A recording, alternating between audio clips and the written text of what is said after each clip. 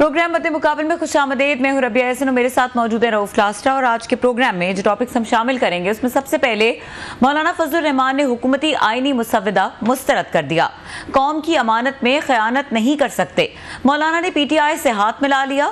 वफाकी हुकूमत की तमाम कोशिशें रायगा गईं।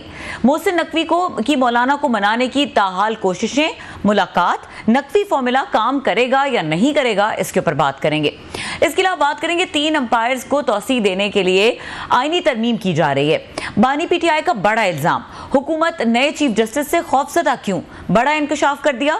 दूसरी जानिब लाहौर में PTI का जलसा रोकने के लिए पकड़ धकड़ शुरू। PTI ने भी अपने पत्ते तरतीब देने शुरू कर दिए। अवाम कश्तियां जलाकर लाहौर जलसे के लिए निकल आए। बानी PTI ने टास्क दे दिया। इसके अलावा बात करेंगे सऊदी वली अहद मोहम्मद बिन सलमान का मुल्क से करप्शन करने वालों के गिर्द घेरा तंग, सख्त एहतसाब शुरू।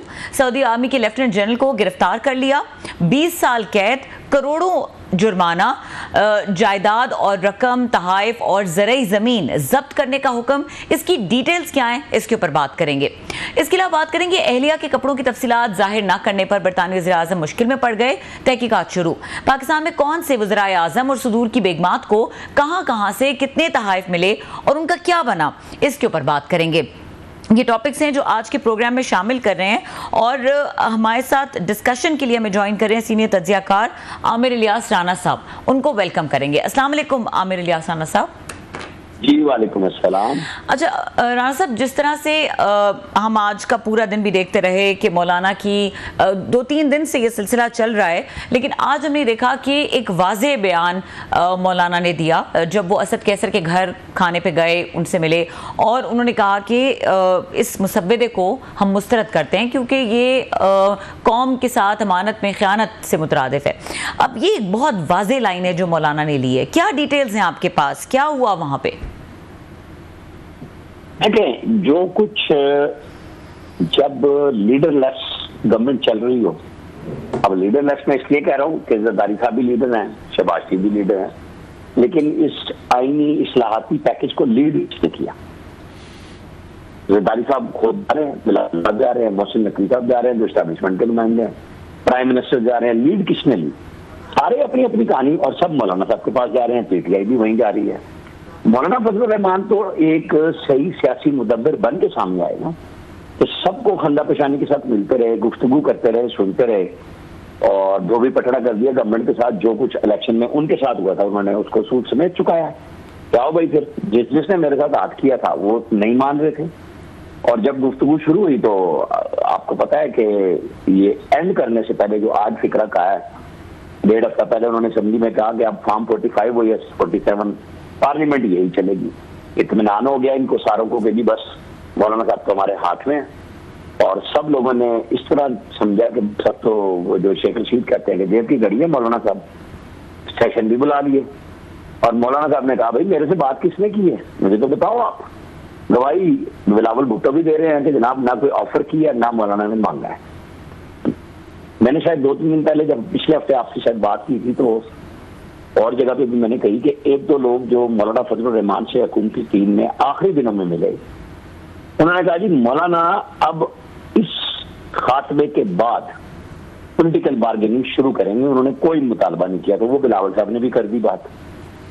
अब ना हुकूमत के पल्ले कुछ रहा और मौलाना साहब सबसे आगे खड़े, और आपके और हमारे मीडिया की वजह से मौलाना साहब को आज असद कैसर साहब के खाने पे जाना पड़ा, जो आपने सवाल पूछा है। ये कोई खास यूं नहीं आप कह सकते कि वहां कोई मीटिंग थी। इतनी दफा बार बार मीडिया ने सवाल उठाया कि अब आप मुख्तदी भी हो गए, PTI वाले उनके दर पे बार बार हाजिर होते हैं। मौलाना एक दफा भी ना आया आपके पास, और आप बार बार चल के जा रहे हैं, हुकूमत भी जा रही है, तो वो फिर जाहिर है वो पख्तून रिवायात भी हैं, तो फिर वो असद कैसर साहब ने खाने पे भी बुलाया, और लोग उसको दूसरा पहलू भी देख रहे हैं कि खान साहब के बहुत ज्यादा अलीमीन गंडापुर कुर्बत में चले गए हैं, और पाकिस्तान की खारजा पॉलिसी भी खुद ही चलाने की कोशिश कर रहे हैं, और मौलाना फजलुर रहमान का भी उनका निशाना है डेरा इस्माइल खान की वजह से, और असद कैसर भी जख्म खुर्दा है, माने ना माने उनके भाई को स्पीकर भी नहीं बनने दिया अली अमीन गंडापुर ने, चीफ मिनिस्टर तो बहुत दूर की बात है। तो ये सारी चीजें मिला लें तो इस वक्त तो फिर गेम मौलाना साहब खेल रहे हैं और आगे चलेगी अभी। अच्छा राणा साहब, ये जो कुछ आपने बातें की हैं, आई एम श्योर इसमें से कुछ डिस्कस होने वाली हैं, लेकिन ये जो उसके बाद जब मौलाना ने ये वाज़े बयान किया खाने पे जब वो गए, उसके बाद उन्होंने एक वाज़े लाइन ली, उसके बाद उन्होंने देखा कि मोहसिन नकवी साहब की भी उनसे मुलाकात हुई, वो अकेले में मिले, तो ये कोई मैसेजिंग हुई है आपके ख्याल में? देखिए, मोहसिन नकवी साहब या तो एस्टेब्लिशमेंट के प्योर नुमाइंदे होके वो बिलावल भुट्टो के साथ भी जाते हैं और कई घंटे रात को बैठते हैं, अलग सुबह के नमाज से पहले वो वापस निकलते हैं, वो और बिलावल भुट्टो, और तासुर होता है कि बस अब आखिरी मुलाकात ये और कल तरमीम शुरू हो रही है। मोहसिन नकवी के ताल्लुकात राणा साहब, आपकी आवाज़ में डिस्ट्रप्शन है, या तो इनको दोबारा ले लेते हैं कॉल पे। हमारे साथ मौजूद हैं आमिर इलियास राणा साहब जी, ठीक है, उनसे दोबारा कनेक्ट करने की कोशिश करते हैं, आवाज़ में थोड़ी डिस्ट्रप्शन थी। क्लास साहब, जो बताया है आमिर इलियास राणा साहब ने, खासतौर पे जो इंडिकेट किया है असद कैसर के हवाले से, अली अमीन गंडापुर के हवाले से, क्या कह रहे हैं? कुछ ज़रा साइड पर रखे। राणा साहब ने एक और बड़ी अहम बात की है जिस पे मैं अभी आएंगे तो सवाल भी करेंगे। वो ये कह रहे हैं कि ये हुकूमत में एक ही लोग बैठे हुए हैं, हुकूमत चला रहे हैं, ये मुख्तलिफ लोग क्यों जा रहे हैं? दैट्स अ मेन क्वेश्चन जो उन्होंने रेज़ किया है कि बिलावल अलहदा जा रहा है, शहबाज शरीफ साहब अलहदा जा रहे हैं, मोहसिन नकवी साहब अलहदा जा रहे हैं, ये तीनों जो हैं एक ही काम के लिए जा रहे हैं और इकट्ठे और अकेले अकेले जा रहे हैं। मतलब मेरे लिए दैट्स वेरी मतलब मिस्टीरियस थिंग। चले हम मान लेते हैं कि मोहसिन नकवी साहब जो हैं वो इस्टेब्लिशमेंट के बंदे हैं जी, उनकी फ़ौज से बड़ी कुर्बत है, उन्हीं की सिफारिश पे कहने पे वो लग गए हैं वज़ीर दाखिला, समझ में आता है वो कोई उनका जाना एक डिफरेंट एक उनके लिए मैसेजिंग होगी मौलाना साहब के लिए, मुख्तलिफ इस्टेब्लिशमेंट को मैसेज भेज रही है, विच आई थिंक अगर इस्टेब्लिशमेंट ने मोहसिन नकवी साहब के ज़रिए मैसेजिंग करानी है तो it's not a good choice my view. कि आप फिर आपकी पहचान जो होती है कुछ और होती है, आप मतलब पॉलिटिकल पहचान नहीं है आपकी अदरवाइज है। आपने जब मैसेजिंग करनी हो तो कोई और तरीके होते हैं, कोई और लोग होते हैं।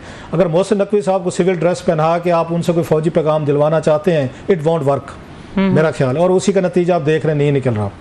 सो वो तो एक साइड पे हो गया। दूसरी साइड पे तो चलो शहबाज शरीफ साहब और ये हो गए, इसके बाद तारड़ साहब भी गए, सारे लोग गए, ये चले हुकूमत में। अब जरदारी साहब और बिलावल साहब हैं वो भी उसी साइड पे हैं, तो वो पहले घर में बैठ के बिलावल साहब और ये शहबाज शरीफ साहब वो ये कि मतलब आपस में क्यों नहीं तय कर लेते कि हम इकट्ठे जाएंगे और इकट्ठे बात करेंगे, एक ही दफ़ा जाएंगे। ये अकेले अकेले क्यों जा रहे हैं? मतलब ये चीज़ जो है ना, ये मिस्ट्री बड़ी, दैट्स वेरी स्ट्रेंज। अलग अलग प्रेशर ग्रुप्स हैं, यानी प्रेशर ग्रुप से भाई एक ही बात है ना, तीन लोग इकट्ठे को मौलाना साहब से कोई इन्होंने कोई कुश्ती पहलवानी तो करनी नहीं है जी, चलो हम तीन लोग जाएंगे तो मौलाना को गिरा लेंगे और हम कुश्ती जीत कर आएंगे। एक ज़बानी गुफ्तगू ही करनी होती है ना। या आप समझते हैं कि आप ज़्यादा मतलब आर्टिकुलेट हैं तो चले हम अकेले जाएंगे, आप अपना करें, आप अपना करें। इसका नुकसान हुआ है जो बात उन्होंने की है अभी। इससे मौलाना साहब को ये लगा है कि ये सारे के सारे मरे पड़े और इतनी बड़ी इनकी मजबूरी है कि ये बार बार आ रहे हैं, रोज़ आ रहे हैं, हर घंटे बाद आ रहे हैं और मुख्तलिफ लोग आ रहे हैं।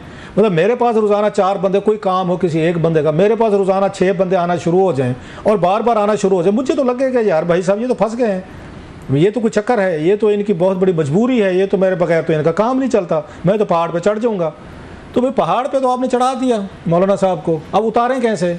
उधर से खान साहब पहुँच गए हैं, उनके ईगल्स पहुँच गए हैं, उनके अकाब पहुँच गए हैं, उन्होंने मौलाना साहब को मज़ीद उन्होंने हवा भर दी कि मौलाना साहब आपके बगैर तो हुकूमत एक कदम नहीं उठा सकती। और ये बात ठीक भी है। तो एक तो स्टेज ये था कि मौलाना साहब ने आपके साथ एक ट्रिक खेला है, आप जो बात बताए ट्रिक में हैं, या तो मौलाना साहब को पहले करते राज़ी, हालांकि आपको पता है मेरा वोट मौलाना साहब के साथ है। जब इन्होंने लेकिन क्लास साहब एक बात आपने तवातुर से कही कि पीटीआई के पास कुछ देने के लिए नहीं है, तो अभी ऐसा क्या चीज़ है जो पीटीआई की तरफ टिल्ट होने पर मौलाना को मजबूर कर रही है? What actually is a point जिसे मौलाना कन्विंस्ड है कि मुझे दूसरी साइड पे नहीं जाना? दोनों को पता है कि ये एक दूसरे के किसी काम के नहीं है, because of the conflicts, inherent conflicts हैं इनकी। मौलाना साहब का इत्तेहाद जो है पीपल्स पार्टी से भी हो सकता है, नवाज लीग से भी हो सकता है, उनका हर एक पार्टी से हो सकता है, लेकिन केपीके में उनका किसी पार्टी से नहीं होगा, स्पेशली इमरान खान साहब से नहीं होगा, क्योंकि एक दूसरे का वोट काटते हैं। ये अंडरस्टैंडेबल है, ये वक्ती अलायंस है, हफ्ता रहे, 4 दिन रहे, महीना रहे, 2 महीने रहे, वटेवर। सवाल ये है कि जो आपका है कि ये खान साहब उनको क्या ऑफर करेंगे? उनको वजारत आला तो देने से रहे इसकी केपीके की, मौलाना साहब आपने बहुत बड़ा एक कौमी एक फरीज़ा सर अंजाम दिया है, आपने काजी फैजीसा साहब जो हमारे मुखालिफ थे, दुश्मन थे और हमें जेलों में डलवा रहे थे, आपने उनका पता साफ करवा दिया। एज ए रिवॉर्ड के तौर पर हम आपको केपीके की ठीक है ये वजारत आला है ना, हम आपको पेश करते हैं सर जी, आपका इनाम है। ठीक है, इनाम अगेन क्या इमरान खान साहब इतना बड़ी ऑफर कर सकते हैं? ये कर रहे हैं ऑफर कि हम आपको आमिर इलियास राणा साहब साथ मौजूद हैं, उन्हीं से पूछ लेते हैं। जी आमिर इलियास राणा साहब, आप बता रहे थे, आप बात कर रहे थे कि क्या हुआ ये मोहसिन नकवी साहब की जो मुलाकात थी, इसकी क्या वजह थी?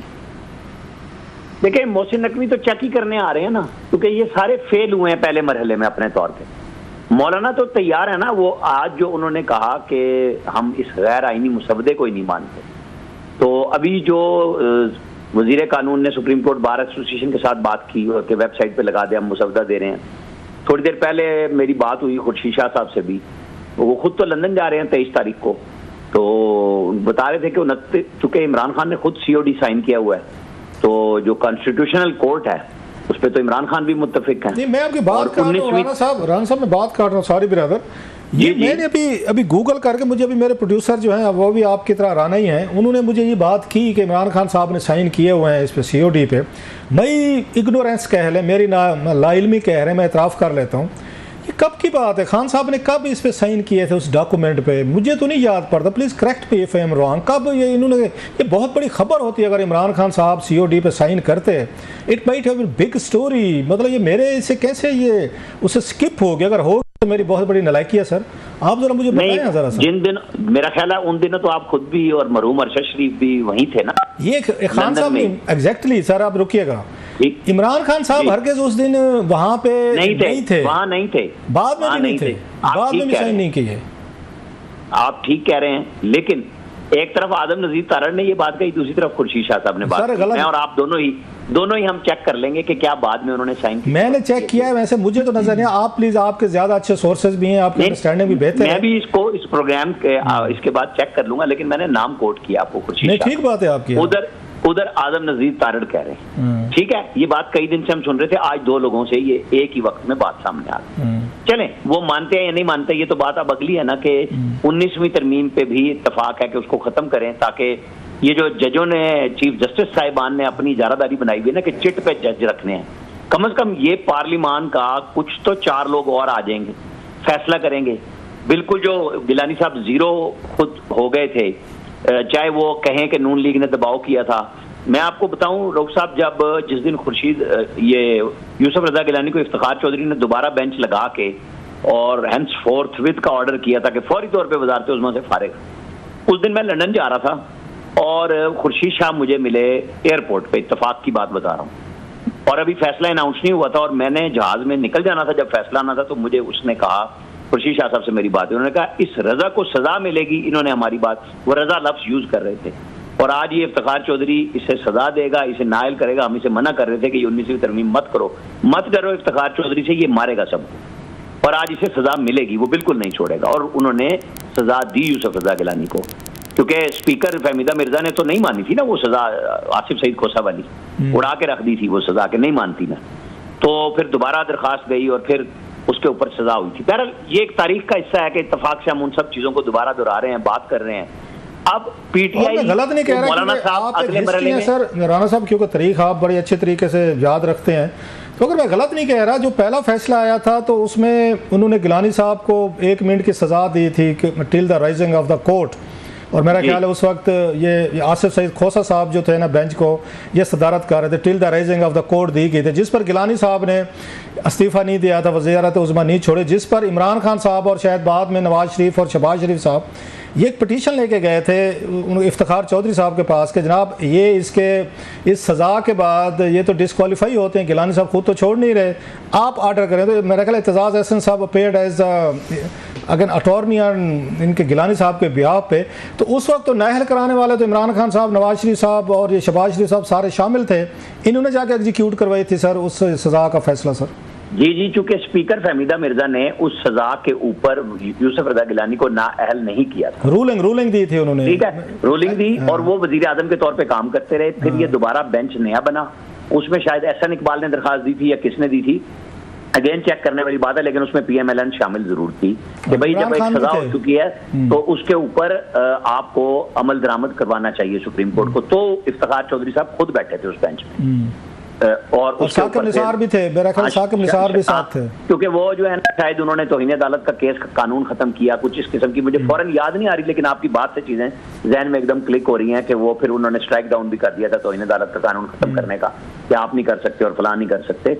लेकिन हम ये चूंकि गलतियां करते हैं और बार बार करते हैं और समझते नहीं है, जैसे इन्होंने पीडीएम की गवर्नमेंट ने जो ट्रिब्यूनल्स थे उसमें से रिटायर्ड जज निकाल के हाजिर सर्विस जज लगाए थे और इनको फिर अब दोबारा रिटायर्ड ट्रिब्यूनल लगने लगे। और कल भी एक नई कहानी शुरू होगी, क्योंकि आमिर फारूक साहब फैसला देने जा रहे हैं, वो जहांगीरी साहब को बहाल शायद करेंगे। अब फैसला तो उन्होंने ही देना है, लेकिन चूंकि वो अपना माइंड ओपन कर चुके हैं कि भाई इलेक्शन कमीशन ने मुझसे पूछ के ये ट्रिब्यूनल कायम किया था जहांगीरी साहब वाला, तो जब ये खत्म कर रहे थे तो मुझसे बात नहीं की, तो उसमें भी मुझे कोई शक नहीं है कि कल एक ऐसा फैसला आ रहा है और दूसरा फैसला जो जुडिशल ऑर्डर के हिसाब से मियां गुल औरंगजेब ने इमरान खान और उनकी अहलिया का जमानत का केस तोशाखाना 2 में है, वो भी उनके हक में आने लग रहा है कल, क्योंकि उसमें है कि जो जमानत का फैसला है वो 3 दिन में होना चाहिए। हम प्रेडिक्ट नहीं कर सकते, लेकिन क्योंकि उन्होंने लफ्ज यूज किया मियां गुल औरंगजेब ने कि इसको 3 दिन से ज्यादा नहीं रखा जा सकता, तो वो चीजें भी अब आ रही हैं और एक नई लड़ाई कल से हमें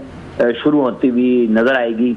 उसमें मौलाना फजलुर रहमान साहब कहाँ पे खड़े होंगे अब आके, कि एक तरफ ये केस चल रहा है, दूसरी तरफ उनकी ही बातें मान के गवर्नमेंट और पीपल्स पार्टी, यानी पीपल्स पार्टी है तो गवर्नमेंट में इत्तेहादी है उनकी, सदर भी उनके हैं, गवर्नर भी उनके हैं, चेयरमैन सेनेट भी उनके हैं, सिर्फ वजीर नहीं है, तो वो आ रहे हैं अब उस तरफ मौलाना फजलुर रहमान को लेके। अब के पीटीआई को आप बिठाएं, क्योंकि आपने कहा कि डिले करें और ज़ाहिर वोट तो इनके चाहिए। अब अगर कल पंजाब मतलब ये जो अगले हफ्ते में जहांगीरी साहब उड़ा देते हैं 3 नून लीग के एमएनए, तो आईनी तरमीम तो गई ना, कहीं गई। यहाँ तो एक एक एमएनए के पीछे भाग रहे हैं कि 2 आजाद नून लीग पीटीआई के हम ले लें जो किसी भी फैसले की जद में नहीं आ रहे, तो 3 अगर उड़ गए तो फिर क्या होगा।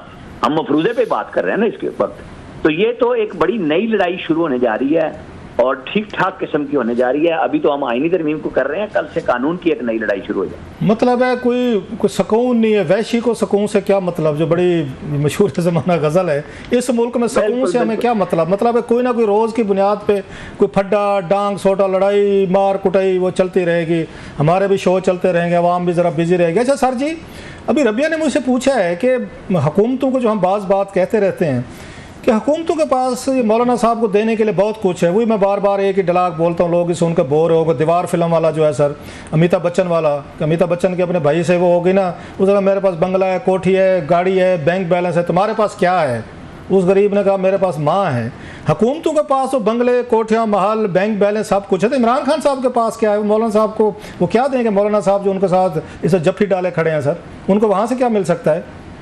देखें, अब ये मैं जो क्योंकि बीच में कॉल डिस्टर्ब हो गई थी, तो मैं अगर आपका फिक्र आखिरी सुन सका था सर, जो मुझे समझ आया तो वो ये था कि कोई वजारत आला की बात हो सकती है मौलाना फजलुर रहमान। आखिर पे मैंने कहा ये रह गया ना, खान साहब इतनी बड़ी कुर्बानी देंगे कि मौलाना को वजारत आला दे दें। मैं इसलिए वहीं से शुरू करता हूँ सर प्लीज। जब मैं कॉल ड्रॉप हुई तो मैंने कहा था कि असद कैसर की भी जो भी वो कहें वो जख्म खुर्दा अली अमीन गंडापुर के, तो ये भी जख्म खुर्दा है अली अमीन गंडापुर के मौलाना फजलुर रहमान। तो ये कुर्बतें मिल भी रही हैं, इमरान खान के लिए भी हैं, तो ये मिल मिला के ये भी हो सकता है कि जी आप तो दफ्तर खारजा की तरफ भी चढ़ पड़े हैं, आप अफगान हुकूमत के कौंसल जनरल की म्यूजिक पे ना उठने की तावील को भी मान रहे हैं, जबकि लोग म्यूजिक लगा के बता रहे हैं कि चाइना में और वहाँ पे कतर में भी म्यूजिक मौजूद है, उसके अंदर उनके तराने में भी तो सारे खड़े रहे हैं एहतराम में। तो बहरहाल हमारे मुल्क के अंदर तो एहतराम हम अपना नहीं करते तो किसी दूसरे मुल्क का क्या कराएंगे और क्या गुफ्तगू करेंगे। हमारे तो मसाइल अपने और तरह के, हमें ना अपनी इज्जत नफ्स का कोई ख्याल है। मुल्क के तौर पे मैं बात कर रहा हूँ, बतौर पाकिस्तानी तो पता नहीं हम मिनासुल कौम कितने गिर चुके हुए हैं, इसीलिए हमारी मिसाल बहुत गंदी तरीके से दुनिया में दी जाती है। हमने इज्जत और गैरत का तकाजा खुद भीख मांग मांग के, हमारे प्राइम मिनिस्टर कहते हैं कि हम जाते हैं, लेकिन हम ना प्रिविलेज क्लास को छोड़ने के लिए तैयार हैं कि उनकी मराहत वापस ले लें। यहाँ पे मेरा और आपका बिल्कुल एक ही नुक्ता नजर है कि ये जब तक ज़कूटे जिन चिमटे हुए हैं ना, वो जो लफ्ज़ आप बोलते होते हैं, मैं वो दोबारा आपकी तरफ की बजाय खुद बोलता हूँ, ये मसला हल नहीं हो सकता कि ये कौम से कुर्बानी मांगते हैं, खुद नहीं देते। इन सबको पहले खुद कुर्बानियां देनी होगी, फिर बात बनेगी कि कौम तो खड़ी हो जाएगी, कौम हमेशा साथ देती है। अच्छा सर, तो ये बताइए, ये खान साहब और मौलाना साहब का ये जो पॉलिटिकल रोमांस है, ये कितने अरसे चलता लग रहा है आपको? कब तक? हफ्ता, महीना, 10 दिन, साल, 6 महीने? आपकी क्या रीडिंग है सर? आप भी माशाल्लाह 30 साल तो होने वाले हैं आपको भी यहाँ इस्लामाबाद में सर, आपने भी बनते गिरते सबको देखा है बड़े करीब से। ये कब तक चलेगा सर? मुझे नहीं लगता, ये बस वो मजबूरी का सौदा है, शादी तो नहीं हम कह सकते। आज भी खान साहब ने बहुत रिलक्टेंट होके कोई बुरा फिक्रा नहीं कहा, लेकिन उन्होंने मौलाना फजलुर रहमान के लिए कोई मस्बत पॉजिटिव जवाब नहीं दिया कि वो जेस्चर ही दे देते कि नहीं कोई बात नहीं, हमारी बात चल रही है। उन्होंने नहीं दिया और उनको शक शुबहात बहुत ज्यादा हैं। मौलाना ने तो फिर भी हंसते हुए कह दिया अगर चलो उन्होंने मुझ पे कोई बात नहीं की तो मैं भी नहीं करता। लेकिन इमरान खान साहब का लहजा जो है ना वो शकूक में पड़ा हुआ था, वो बिल्कुल मानने को तैयार नहीं थे। जब चूंकि मेरे हमारे रिपोर्टर इमरान असगर जाते हैं, वो बिल्कुल रेगुलर बुनियाद पे जेल को कवर करते हैं और मैं उनसे रोजाना पूछता हूँ जब भी वो जाते हैं, बॉडी लैंग्वेज, कपड़ों का, उनके बोलने का। वो थे इत्मीनान में, आज शेव भी की हुई थी, वरना पिछली पेशी पे वो थे उसमें कि टेंशन नजर आ रही थी। लेकिन मौलाना के ऊपर उनके चेहरे के तासुरात ये नहीं थे कि वो इस खुशगमानी में हैं कि वो रह जाएंगे। तो अभी देखें कि असद कैसर और ये बाकी लोग जाके क्या रिपोर्ट देते हैं खान साहब को कि हमारी क्या मुलाकातें हुई हैं। आरिफ अलवी साहब भी चुके मौजूद थे। मौलाना साहब ने तो इन पे मेज उठा के, वो इंग्लिश का मुहावरा है ना, टर्न द टेबल्स, मौलाना ने तो उठा के मेज उठा के मुंह पे दे मारी हुकूमत के, भाई ये लें जी अपनी मतलब तमाम मेन्यू सिमायत उन्होंने मेज उनके मुंह पे दे मारी है। क्या ये चांसेस भी हैं कि हुकूमत कहे कि यार छोड़ो यार ठीक है, जस्टिस मंसूर अली शाह साहब बनते हैं चीफ जस्टिस, जो बिलावल कर बनने दें, इनसे पहले भी मुश्किल जजेस से हमने वो भी मैनेज किए, हैंडल किए, भुगते, क्यों हम जाएं मौलाना साहब की कीमत बढ़ाएं, मौलाना साहब को इंपॉर्टेंट बनाएं, उनके हम घर गए, मिन्नतें की, तरले की, ऑफर्स की, बला बला की, मौलाना साहब जाके उन्होंने अपने पुराने दुश्मन इमरान खान साहब को गले लगा लिया। तो लगे रहने दें दोनों को, पहले तैरुल कादिर साहब और इमरान खान साहब कज़न थे, अब मौलाना फजल रहमान साहब और इमरान खान साहब कज़न बन जाएं, हमें क्या फ़र्क पड़ता है, हुकूमत चल रही है चलते रहे, हम नहीं बात करते फर्दर। ये चांसेस हैं इस बात के, या हम अगर मेरे और आप जैसे लोगों को ऐसी गैरत आती है कि कोई हमें दर से वापस कर दे, हम दोबारा उसके दर पर न जाएं। यहाँ सियासत में तो पता है इस तरह की चीज़ें ये तो घूंट भर के पी जाते हैं। कोई इस तरह की सोच हो सकती है कि नहीं जाते मौलाना साहब, ठीक है जी रहें अपने खान साहब के साथ रहें और वो जाने और आप जाने, हमारी हुकूमत चल रही है हम चलाते रहेंगे, हम नहीं करते। चौधरी निसार अली खान नहीं है कलासरा साहब बदकिस्मती से कि कोई एक तो इज्जत और गैरत की बात करे और फिर वो खड़े होके सियासी तौर पे चीजों को दुरुस्त कर सकें। ये बिल्कुल कुछ भी नहीं होगा, ये बिल्कुल 10 दफा और भी मेहनत करेंगे, नहीं हटेंगे, मौलाना साहब की तरफ जाएंगे। और ये मेरे हिसाब किताब में कोशिश पूरी होगी कि जो मैंने आपको अभी बात बताई ना कि कानूनी की बजाय जो आईनी कोर्ट बनानी है नई और 19वीं तरमीम खत्म करना, कुछ और छोटी मोटी चीजें मिला के ये मौलाना को पैकेज पे लाएंगे और इमरान खान साहब फंस जाएंगे उसमें, क्योंकि उस वक्त मौलाना कहेंगे कि देखें मेरी शराइत पे गवर्नमेंट आ गई है, सारे तादी आ गए, अब आप मेरा साथ दें। और उस वक्त इमरान खान नहीं देंगे साहब, वो बिल्कुल नहीं देंगे। जो उनकी सरिश्त है उसमें मुझे कोई तब्दीली नजर नहीं आएगी। ये बिल्कुल इन सबको वो एक फिक्रे में झाड़ के और बराबर कर देंगे। वो पहले तो लाहौर के जलसे के लिए देखेंगे कि कितना जोर पार्टी ने लगाया 21 सितंबर का, और उसके बाद चीज़ों को वो नए तरीके से देखेंगे। और अभी 1-2 फैसले अदालतों से भी आने हैं, अभी हमें नहीं पता वो मिलिट्री कोर्ट में जाते हैं नहीं जाते, क्योंकि मियां गुल औरंगजेब साहब का ये अगेन जस्टिस जो इस्लामाबाद हाई कोर्ट के हैं, उन्होंने लटकाया तो है मामले को कि हमें रिपोर्ट दे वजारत दिफा के उनका प्लान क्या है, पक्की सॉलिड बात। सर ये जो खबरें आ रही थी कि बैरून मुल्क से, अरब मुल्क से फ़ोन आया था मौलाना साहब को और मौलाना साहब उसके बाद राज़ी हो गए थे और किसी एक वफाकी वजीर ने बड़ मार दी, भड़क मारी, उन्होंने कहा मौलाना साहब को हमने फ़ोन करा दिया है, मौलाना साहब से बात हो गई, उन कोई फिक्र की बात नहीं है। तो मौलाना साहब एक अरब मुल्क के टेलीफोन का बोझ उठा चुके हैं, मतलब इनकार कर चुके हैं, फिर ये समझा जाए, ये तो बहुत बड़ी बात है सर। देखें हमारे ही एक साथी जर्नलिस्ट ने, सीनियर जर्नलिस्ट ने ये खबर दी, मैं उस पर तबसरा नहीं कर रहा कि टेलीफोन के ऊपर मौलाना गिर जाएंगे। जो लोग कहते हैं कि जी तो रोटियां भी तो वहीं से खाते हैं तो फिर फोन भी उनका क्यों नहीं करेंगे। मेरा नहीं ख्याल कि कोई मुल्क इस तरह कह भी सकता है और मौलाना सुन भी सकते हैं। मतलब ये मुल्कों को भी नज़ाकतों का पता होता है कि कब क्या बात करनी होती है, मैसेंजर्स बहुत सारे होते हैं कि भाई। और मैं वफाकी वजीर की बात को भी नहीं मान रहा कि कोई हम मतलब मैं उनकी खबर के ऊपर कोई तबसरा नहीं कर रहा। मेरा नहीं ख्याल, जब जो मेरी अपनी बात है वो ये है कि इन्होंने हैंडल ही ठीक नहीं किया, इनके अंदर चेन ऑफ कमांड नहीं थी। राना साहब पहले इससे पहले आगे जाए, अगर आपको याद हो 10 सितंबर 2007 मुझे याद है, मैं और अरशद शरीफ वहाँ से लंदन से नवाज शरीफ साहब का जब जहाज़ आ रहा था वापसी के लिए, हम उस जहाज़ में शामिल थे, रिपोर्टिंग कर रहे थे अपने अपने अखबारात के लिए। तो उस वक्त भी एयरपोर्ट पे एक दिन पहले जो सऊदी वो थे उनकी इंटेलिजेंस एजेंसीज के चीफ, उन्होंने यही इस्लामाबाद बैठ के प्रेस कॉन्फ्रेंस की थी, कागज़ दिखाया था कि जी नवाज शरीफ साहब का 10 साल का मुआहदा है जनाब मुशर्रफ से भी, हमसे भी, कि ये वापस नहीं आएंगे, चुप रहेंगे। तो उस वक्त भी तो बड़ी ब्लैटेंट किस्म की मुदाखलत तो की गई थी। मुदाखलत तो पाकिस्तान में होती रही है सर। बिल क्लिंटन ने अपनी किताब में लिखा है कि जब मैं आया था मार्च 2000 में और मेरी जनाब मुशर्रफ से मुलाकात हुई थी तो मैंने मुशर्रफ को कहा था कि नवाज शरीफ को फांसी वगैरह नहीं देनी, भुट्टो को दे दी थी, वो आज तक पाकिस्तान नहीं निकला, तो आपने नहीं देनी। बाद में उनकी सिफारिश में सऊदीज, लेबनीज, कतरीज जो हैं उन्होंने सारी डील तैयार की थी। इसके बाद कंडोलीज़ा राइस की बुक देख लें सर, उसमें उसने लिखा है बड़ा क्लियरली कि जनाब कि मैंने और इसके जनाब मुशर्रफ और बेनज़ीर भुट्टो की मुलाकातें कराई थी, डीलें कराई थी, फिर सऊदीज नवाज शरीफ को वापस लाए थे 2007 में बेनज़ीर भुट्टो के बाद। So there are many instances के जब बैरून मुल्क से फ़ोन भी होते रहे, मुदाखलतें भी होती रहे भाईजान। It has been happening all over. नहीं, बिल्कुल ठीक बात है, वो तो हमारी लंबी हिस्ट्री आपने बड़े अच्छे अंदाज से की। लेकिन वो जो प्रिंस मुकरन थे ना, जो सऊदी इंटेलिजेंस के चीफ थे, जब आप लोग जहाज से उतरे थे ना सर और नवाज शरीफ साहब को पकड़ लिया था, तो उसके बाद उन्होंने चकलाला एयरवेज पे ही वो पेपर लहराया था कि ये था वो मुआहदा और इसकी खिलाफ वर्जी हुई है, क्योंकि उस वक्त तक ना बेनज़ीर भुट्टो साहब मरूमा की वापसी हुई थी। और वैसे मैं आपको बता दूं थोड़ा सा, चूंकि आपने तारीख के झरोकों की बात की सर, तो जब ये क्लिंटन के बाद एक कतर में OIC की बड़ी गैर मामूली कॉन्फ्रेंस हुई थी, तो वहां पे जो उस वक्त के क्राउन प्रिंस शाह अब्दुल्ला, बाद में बन गए अब्दुल्ला मरहूम थे, उन्होंने इनसे कहा था, ये एग्जैक्ट वर्ड्स कहे थे मुशर्रफ से कि देखो ये जो है ना, इसको नवाज शरीफ को हमारे पास भेज। और इन्होंने ओके किया, फिर नहीं भेजा। फिर सितंबर में जब ये गए UN में मुशर्रफ साहब, तो इनको कोई भी नहीं मिल रहा था और सऊदी डेलीगेशन भी नहीं मिल रहा। और फिर जब इनकी मुलाकात हुई तो जो बताया गया, तो वहां शाह अब्दुल्ला ने ही मुंह मोड़ लिया बैठ के। तो उन्होंने पूछा, हुजूर आपको मसला क्या है? तो उन्होंने कहा मसला यह है कि मैंने तुम्हें कहा था कि एक भुट्टो को फांसी दे के तुमने लकीर खींच दी, अब इसको मारोगे तो पाकिस्तान को कैसे बचाओगे? तो उसके बाद जनरल मुशर्रफ और बाकी लोगों को अरेंज करना पड़ा कि किस तरह नवाज शरीफ बाहर चला। ये बात बिल्कुल दुरुस्त है, ये हुई। हमारे पास जो सऊदी सफीर थे उस वक्त 77 में भुट्टो के दौर में, उनका भी एक बड़ा किरदार रहा है। असीरी साहब नवाज शरीफ वाले टाइम में, मुशर्रफ के उस टाइम में यहाँ सऊदी सफीर थे, वो भी हर घर में पहुंच रहे थे, सबके साथ मिल रहे थे। ये हैं, लेकिन ये इतना बड़ा काम नहीं है कि यहाँ पे मौलाना फजलुर रहमान को फोन आए। मैं ये कह रहा हूँ कि वो फिर चीजें अरेंज होने के बाद आता है फोन, निचले सिफारती सतह पे।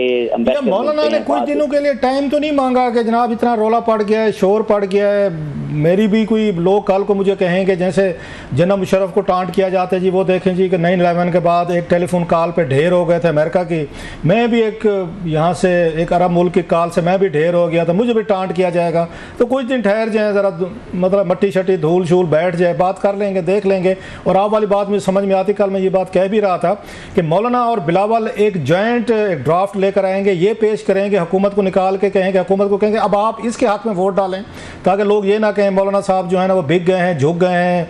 और मौलाना साहब ने अपने ही बिल में उन्होंने वोट डलवाए हैं हुकूमत से।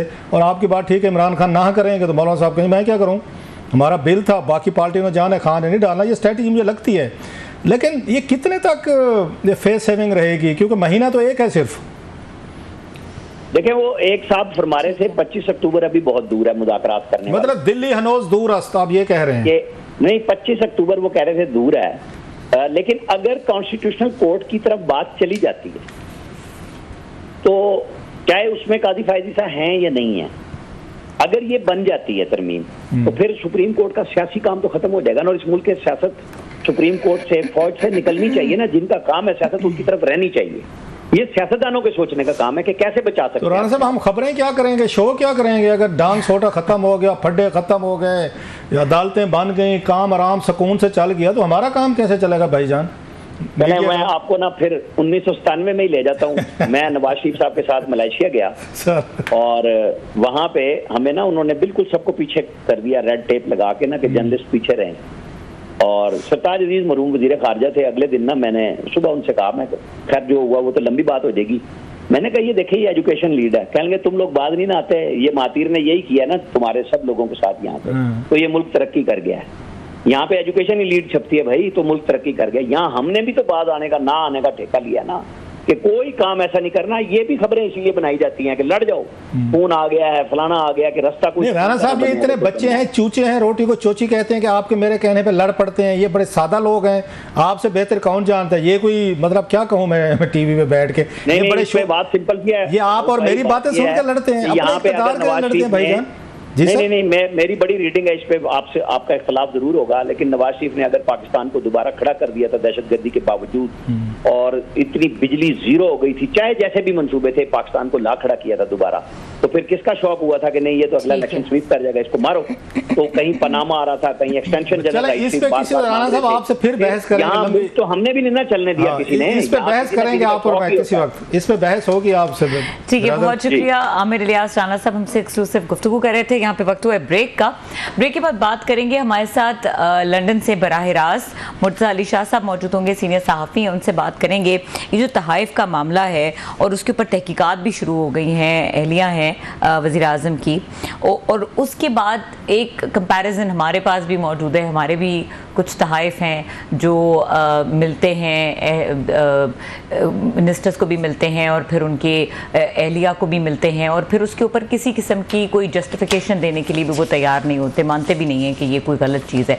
तो ज़रा कंपेयर करेंगे और सिचुएशन समझने की कोशिश करेंगे कि क्यों मामला वहाँ पे डिफरेंट है। इस ब्रेक के बाद हमारे साथ रहिए। Welcome back. और लंदन से बराह रास्त हमारे साथ मौजूद हैं मुर्तज़ा अली शाह साहब, सीनियर सहाफ़ी हैं, उनको वेलकम करेंगे। अस्सलाम वालेकुम मुर्तज़ा। वालेकुम सलाम। बहुत शुक्रिया मुर्तज़ा हमें वक्त देने के लिए। अच्छा, ये बताइए, ये जो मामला है वज़ीर आज़म की अहलिया को, बरतानी वज़ीर आज़म की अहलिया को तहाइफ का, ये क्या मामला है, इसकी डिटेल्स क्या हैं? देखिए, ये पिछले दिनों जो संडे टाइम्स अखबार है उसमें एक इन्वेस्टिगेटिव रिपोर्ट छापी कि जो प्राइम मिनिस्टर कीयर स्टारमर है, जो कुछ हफ्ते कबल जिन्होंने हल्फ उठाया था, उनकी बीवी को एक लॉर्ड वहीद अली है, उन्होंने कीयर स्टारमर और उनकी बीवी को मुख्तलिफ गिफ्ट दिए, जो आज से चंद महीने पहले इलेक्शन हुए थे, उस इलेक्शन से पहले और बाद में जो बहुत सारे उन्होंने डिक्लेयर तो कर दिए। जो यहाँ पे एक कानून है कि 28 दिनों के अंदर अंदर कोई भी जो मेंबर ऑफ पार्लियामेंट है उसको गिफ्ट डिक्लेयर करना है, लेकिन उन्होंने ये कहा कि उनको जो कपड़े दिए और कोई उनकी बीवी को जो गिफ्ट दिए, खासतौर पे जो कपड़े और जो उनके जो बाल ऐसे कपड़े थे जिनकी उन्होंने सिलाई कढ़ाई दोबारा करवाई, यानी कुछ कहीं से तंग करवा दिया, कहीं से खुलवा दिया, वो वाले जो उन्होंने डिक्लेरेशन था वो नहीं किया, वो उन्होंने हाइड किया। और ये था उसके ऊपर जो उसमें जो अखबार का एलिगेशन ये था कि जो पार्लियामेंट्री रूल्स हैं जो गवर्न करते हैं मेंबर ऑफ पार्लियामेंट्स को, वो उनकी ब्रीच हुई है। और फिर यहाँ पे जो अपोजिशन की तरफ से ये मुतालबा आया कि चूंकि प्राइम मिनिस्टर इसमें खुद इन्वॉल्व है, उन्होंने लेट डिक्लेरेशन किया और उन्होंने बाज अपनी जो चीजें उनको डिक्लेयर करनी थी उनको हाइड करने की कोशिश की है, जो कि बदयानती है, लिहाजा उनके खिलाफ कार्रवाई की जाए।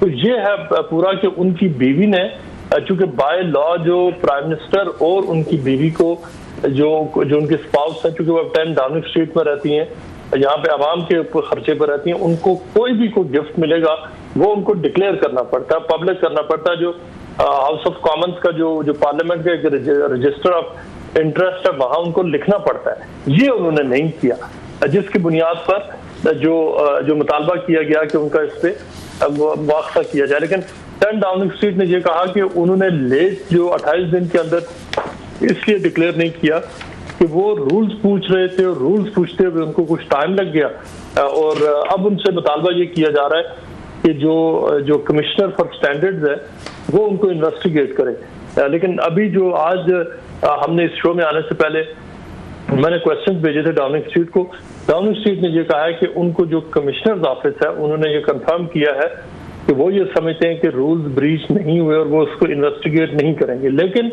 वेदर और नॉट कि उसको जो वॉच डॉग है वो इन्वेस्टिगेट करता है या नहीं, लेकिन प्राइम मिनिस्टर के लिए और उनके लिए कैसे प्राइम मिनिस्टर जिन्हें आए हुए अभी जिनका हनीमून पीरियड चल रहा है, ये वाला जो स्कैंडल सामने आया उसने उनके लिए बहुत बड़ी यहाँ पर इस हवाले से कि एम्बैरेसमेंट क्रिएट की है कि उन्होंने दो बातें, कि एक तो वो एक जो लॉर्ड अली है उनसे गिफ्ट्स लेते रहे, लेकिन असल स्कैंडल ये बना कि जिनसे उन्होंने गिफ्ट लिए उनको उनके वज़ीर आज़म बनने के बाद उनके पास इस वक्त कोई पोर्टफोलियो नहीं है, कोई ओहदा नहीं है, लेकिन लॉर्ड अली को 10 डाउनिंग स्ट्रीट का सिक्योरिटी पास भी, क्लियरेंस पास भी मिल गया कि वो किसी भी वक्त 10 डाउनिंग स्ट्रीट आ जा सकते हैं। तो इसमें जो सवालात ये उठाए जा रहे हैं कि जो प्राइम मिनिस्टर ने फेवर्स लिए उनसे, उनसे तकरीबन 1 लाख पाउंड की मद में उन्होंने मुख्तलिफ जो गिफ्ट लिए हैं, चाहे उसमें इट्स ह्यूज, उनके $1 लाख इट्स ह्यूज सर।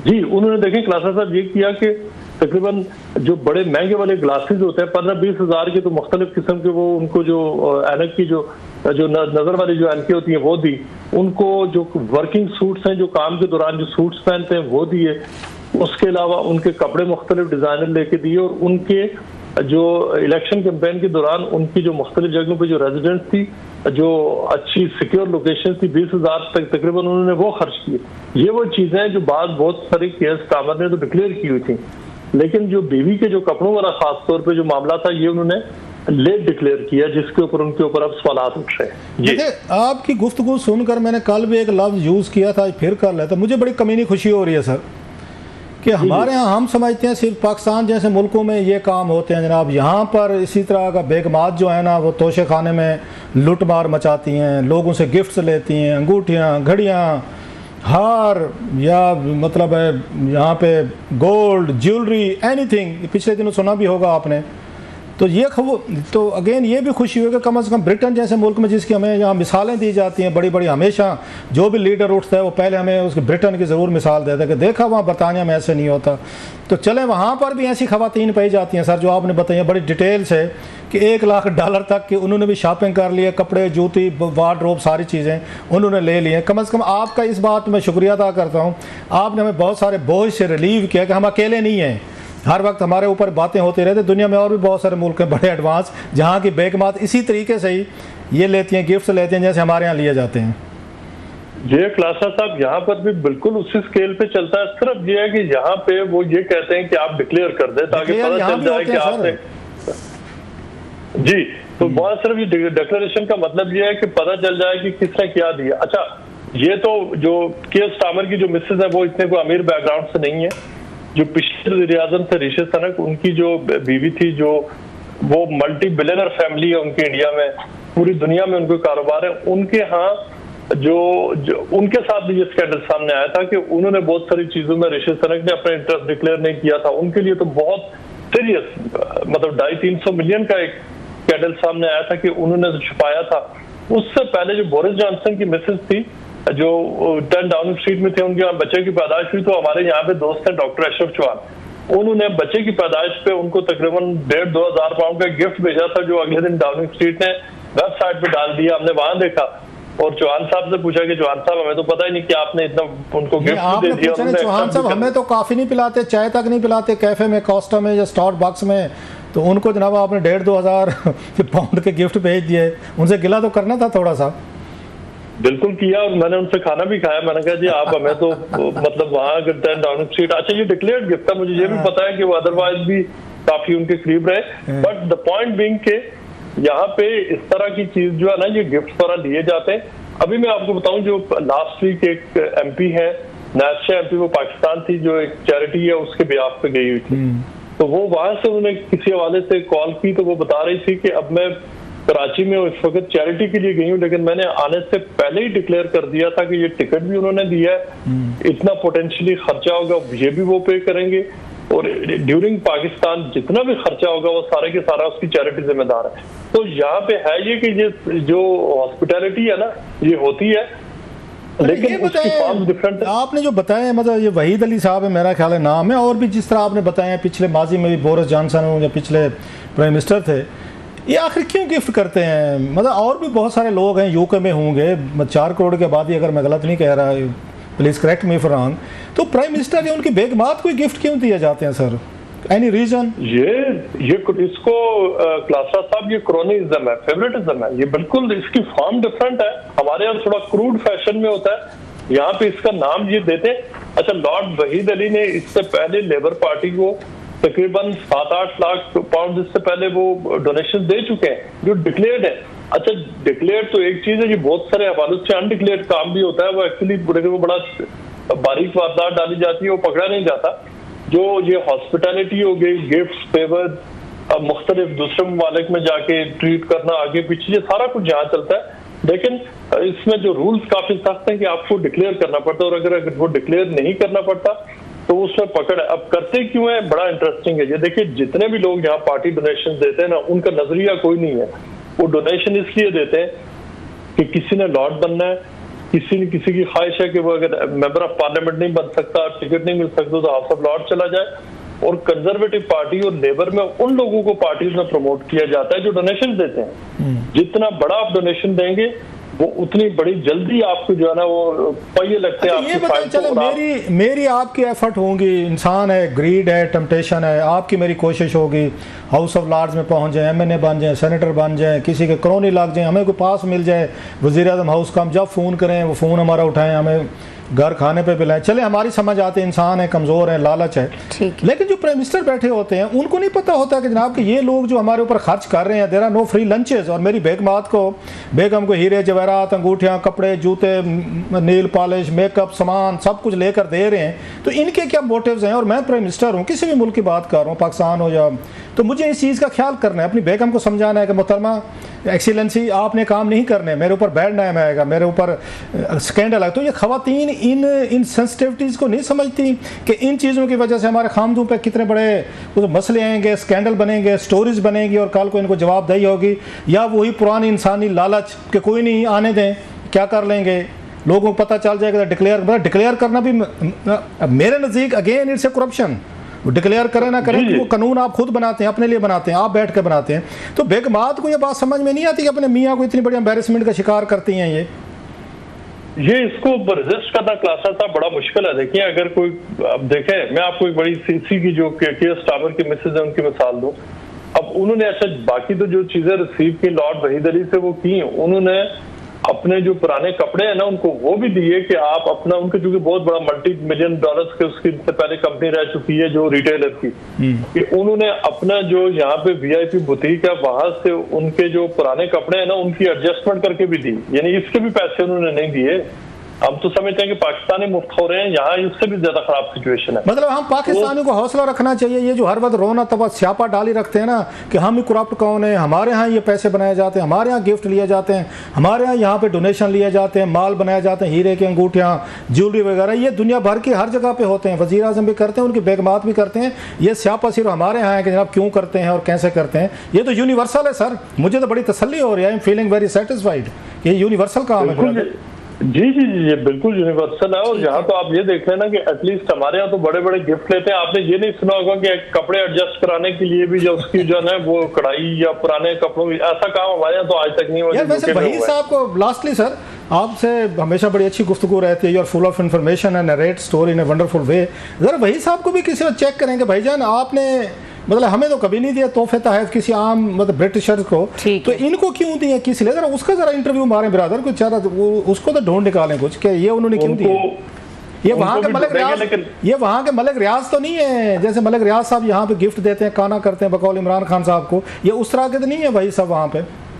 अब देखे ना उन्होंने ये गिफ्ट दिए हैं तकरीबन 1 लाख के पिछले 6-7 महीने में, और उन्होंने 10 डाउनिंग स्ट्रीट का सिक्योरिटी पास ले लिया। $1 ठीक है, $1 लाख में सिक्योरिटी पास पड़ा है हमारे भाई को। ठीक है, बहुत शुक्रिया मुर्तजा अली शाह साहब हमारे साथ लंदन से बराह रास्त मौजूद थे। यहाँ पे वक्त हुआ ब्रेक का, ब्रेक के बाद डिस्कशन कंटिन्यू करेंगे, हमारे साथ रहिए। Welcome back. क्लास साहब हमारे यहाँ भी तो इस किस्म के मामलात होते हैं, एक जो फ़र्क है वो ये कि हम छुपा के करते हैं, हम डिक्लेयर करने की भी जहमत नहीं करते। नहीं डिक्लेयर तो होते हैं, लेकिन डिक्लेयर करके जो प्राइसेस हैं ये कानून इन्होंने खुद बनाए हुए हैं कि 10% का आपको देना पड़ेगा, 20 या ये सारे खुद वज़ीर आज़म खुद बैठ के बनाते हैं कि फलां गिफ्ट जो मिला है मैं इसके कितने पैसे दूंगा। ये कोई पार्लियामेंट डिबेट नहीं करती, ना आवाम से कोई रेफरेंडम कराया जाता है, खुद ही करते हैं, खुद ही रूल्स बनाते हैं, खुद ही बेनिफिशरीज हैं। एक चीज़ कॉमन है इसमें, देखें स्कैंडल किन चीज़ों में बढ़े, जहाँ पे वज़ीर आज़मों की या सदूर की बेगमात ने तोहफे लिए हैं। बस जरा लालच का आप ज़रा वो देखें ना, स्टाइल देखें। आप वज़ीर आज़म की बेगम हैं लेकिन आपको घड़ियाँ, अंगूठियाँ या परफ्यूम, जूते, स्टाइलिश पगला बला वो पसंद हैं। मतलब थोड़ा सा बंदा खुद भी देखता होता है कि मेरा मियाँ इस मुल्क का वज़ीर आज़म है, मेरा मियाँ पॉलिटिशियन है, उसकी एक सेंसिटिव पोजीशन है, उसके दुश्मन है, उसका यहाँ मीडिया है, अपोजिशन है, लोग इसको स्कैंडल, उसकी लालच जो है ना ग्रीड नहीं ख़त्म होती। ये सारे मतलब अब आपको ज़रा एक और मैं जल्दी से पढ़ दूँ, ये तो उनकी ये वज़ीर आज़म थे ना इस UK वाले के, यहाँ वालों को देखें कि किस किस बेगम को क्या क्या ज्वेलरी सेट मिले और पैसे मिले हैं जो साथ घर ले गए।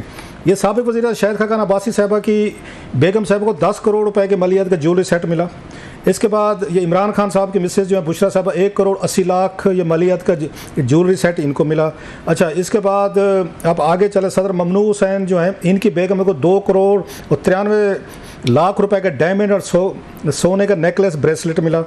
इसके बाद जनाब आपके हो गए ये राजा परवेज अशरफ साहब जो हैं इनको यहाँ घड़ियाँ और पता नहीं वो मिला। फिर ये नवाज शरीफ साहब की अहलिया का आ रहा है कि जनाब उनको बहुत सारे नेकलेस ब्रेसलेट ये तोहफे मिले। परवेज मुशर्रफ साहब जो हैं इनकी बेगम को सबसे ज़्यादा महंगे जो है ना मिले थे इनकी सऊदी अरब में 2007 में मुशर्रफ साहब की 1 करोड़ 52 लाख रुपए का दिया। लॉन्ग लिस्ट, इसको हम शौकत अजीज की बेगम, मैं ये प्रोग्राम वक्त खत्म हो गया है जी। प्रोग्राम जी डिस्कशन को खत्म करना पड़ेगा। प्रोग्राम का वक्त खत्म हो गया। देखने के लिए शुक्रिया, इजाज़त दीजिए, अल्लाह हाफिज़।